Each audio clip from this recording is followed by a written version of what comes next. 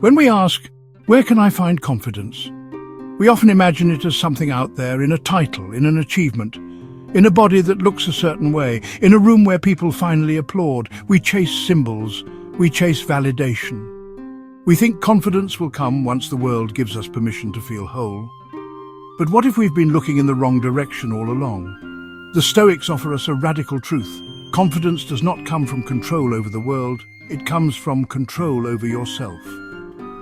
Marcus Aurelius, who ruled the most powerful empire of his time, didn't find confidence in his armies or wealth. He found it in the clarity of his thoughts and the discipline of his actions. He wrote, "You have power over your mind, not outside events. Realize this, and you will find strength." That's where real confidence begins, not in your image, but in your integrity. But this truth is hard to swallow in a world obsessed with appearances. We are bombarded with messages telling us to fake it until we make it, to smile even when we're lost, to speak louder when we're unsure, to wear confidence like a costume. But a mask is not confidence, it's concealment, and what we conceal we fear. Epictetus warned us, it is not events that disturb people, it is their judgments about them. And so it is with ourselves. We are not disturbed by what we lack, but by the stories we tell about what that lack means. We fear we are not enough. We fear we will be exposed. We fear we are the only ones afraid. But here's the secret no one tells you. Everyone is afraid. Everyone questions themselves, even the loudest voices, the sharpest suits, the ones who seem untouchable. The difference lies not in their absence of fear, but in their relationship to it. The Stoic finds confidence not by eliminating fear, but by befriending it. They ask, what am I afraid of? Why? Is this fear rational? Is it useful? Is it mine, or inherited from someone else's opinion? This examination is the birthplace of confidence, because the moment you stop running from fear, you start standing within yourself. Confidence is not bravado. It's not the loudest person in the room. Confidence is the quiet voice that says, I know who I am. I know what I value, and I will act from that. Before we continue, I want to share something important with you. We've seen that a large number of our viewers, perhaps even you, listen regularly, but haven't yet subscribed. If this message has resonated with you so far, if you find even a moment of stillness or clarity in these reflections, we kindly ask you to consider subscribing. This channel is not about noise. It's not about trends. It's about service. And I can promise you this, our small but committed team will continue doing everything we possibly can to bring you value every single week. Thoughtfully researched, carefully written, quietly powerful. All we ask in return is that you join us by subscribing and turn on notifications so you never miss your next moment of insight. Let's walk this path together. Imagine standing in the center of a storm, winds howling, branches snapping, the sky dark with threat. Now imagine that within you there is a space untouched, still, calm, clear. This is the Stoics' ideal, and it is the root of true confidence. Because confidence in the Stoic sense is not about bravado, it is not about walking into a room and demanding attention, it is about knowing exactly what belongs to you and what never did. Epictetus reminds us, some things are up to us and some things are not. That single distinction is everything. Your actions, yours, your judgments, yours, your desires and aversions, yours, but praise, opinion, outcome, never yours to command. The confident person has made peace with this boundary, and more than peace, they build their house there. When you realize that control ends at your fingertips, you stop chasing shadows, you stop performing for others, you stop demanding from the world what it was never built to give you. And in that surrender, a strange thing happens. You begin to grow unshakable, because you are no longer anchored in sand. Consider this. If your confidence depends on applause, then you are only as strong as the mood of the crowd. If it depends on beauty, then you are only as strong as time is merciful. If it depends on success, then you are only as strong as your last win. But when it depends on your character, on your choices, on your principles, then you have something the world cannot touch. Marcus Aurelius wrote, if you're distressed by anything external, the pain is not due to the thing itself, but to your estimate of it, and this you have the power to revoke at any moment. That is the quiet engine of Stoic confidence, the power to revoke the weight of the world's opinion, the power to remove your signature from a judgment you no longer believe. the power to stand inside your own reason and call it home. This kind of strength is not loud, but it is enduring. It means when others criticize, you listen without crumbling. When plans fall apart, you adjust without despair.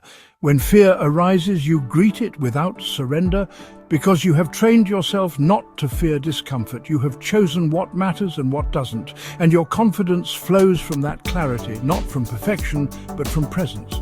The Stoics built this presence through practice, journaling, self-questioning, daily review. Confidence is often misunderstood. We think it looks like power, like charisma, like having all the answers. But the Stoics knew better. They knew that confidence doesn't need a spotlight. It doesn't crave recognition. It's not a costume we wear. It's a rhythm we live by. Real confidence is quiet, rooted, relentless. It doesn't declare itself, it demonstrates itself. Epictetus offers this. Don't explain your philosophy. Embody it. The confident person doesn't need to say they're confident. You feel it in how they move, how they listen, how they respond to pressure. Not with panic, but with presence. Let's break this down. A confident person doesn't speak to dominate. They speak to understand. They don't interrupt. They don't rush to fill silence. They hold space for themselves and others. They're not afraid of saying, I don't know. In fact, they welcome it because they're not attached to appearing right. They're committed to becoming right. Seneca once wrote, no man was ever wise by chance, and so too no one is confident by chance. Confidence is forged, tempered, practiced. It shows up in the small things. When you keep a promise to yourself, even when no one is watching. When you speak up for what's right, even when your voice shakes. When you admit your mistake without excuses. That's confidence. Not in your image, but in your integrity. There's another side to this too. Confident people are not invulnerable. They feel doubt. They feel fear, but they don't live in it. They acknowledge it and then act anyway. Marcus Aurelius faced plague, war, betrayal. He had every reason to collapse under the weight of the world. Yet he wrote, if it is endurable, then endure it. Stop complaining. This isn't coldness, it's commitment. It's the confidence that says, I may not control this storm, but I control how I walk through it. That's what it looks like when inner fortitude becomes outward poise. Now consider your own life. Where have you been waiting for confidence to show up before taking action, to speak, to try, to lead, to create? Confidence doesn't arrive before the action. It arrives because of the action. You build it every time you do something you thought you couldn't. Every time you show up, not as a perfect version of yourself, but as a courageous one. The Stoics didn't chase self-esteem, they cultivated self-respect. And that made all the difference. In the modern world, confidence and humility seem at odds. One shouts, the other bows. One takes space, the other steps back. One leads, the other listens. But the Stoics understood something profound. True confidence and humility do not compete. They complete each other. Confidence without humility becomes arrogance. Humility without confidence becomes self-erasure. The balance, the mastery, is found in their union. Marcus Aurelius, the Emperor of Rome, wielded unimaginable power, yet in his personal journal he wrote, do not waste what remains of your life in speculating about others. It is not given to us to know what is in their hearts. This is not weakness. This is restraint. This is the kind of quiet leadership that comes from someone anchored in self-awareness. Why? Because the most confident people do not need to prove themselves. They are not obsessed with being the smartest, the strongest, or the most admired. They are obsessed with being useful, with being principled, with being real. And realness requires humility. It requires admitting you were wrong without crumbling. It requires asking for help without shame. It requires deferring the spotlight without feeling less worthy. Confidence is knowing your worth. Humility is knowing you are not the source of all worth. This awareness gives you freedom. You can receive criticism not as an attack, but as a tool. You can share credit not as obligation, but as recognition. You can sit in the back of the room and still know you belong. Seneca wrote, a wise man is content with himself, yet wishes to be better. That's the spirit we need today, not the influencer's bravado, not the boardroom bluster, but the deep calm of someone who knows they are a work in progress and is proud to say so. Let's imagine this in practice. You're in a meeting. You make a suggestion. It's dismissed. The insecure person shrinks, the arrogant person lashes out, the confident and humble person, they pause, they listen, they learn. And when the moment is right, they speak again, not to win but to contribute, and their presence carries weight, not because of volume but because of value. In your own life, ask yourself, can I admit fault without spiraling into shame? Can I accept praise without becoming inflated? Can I be wrong and still be whole? These are the signs. In the final chapter, we'll explore how confidence, once built, can be shared, how your strength becomes a light, not a weapon. The highest form of confidence is not showy. It doesn't steal the stage. It doesn't command a room with force. It anchors the room. It steadies others when they shake. It makes space for those still finding their voice. That's the Stoic ideal, not confidence as dominance, but as service. Marcus Aurelius wrote, "Waste no more time arguing what a good man should be one." And the same goes for confidence. You don't need to talk about it.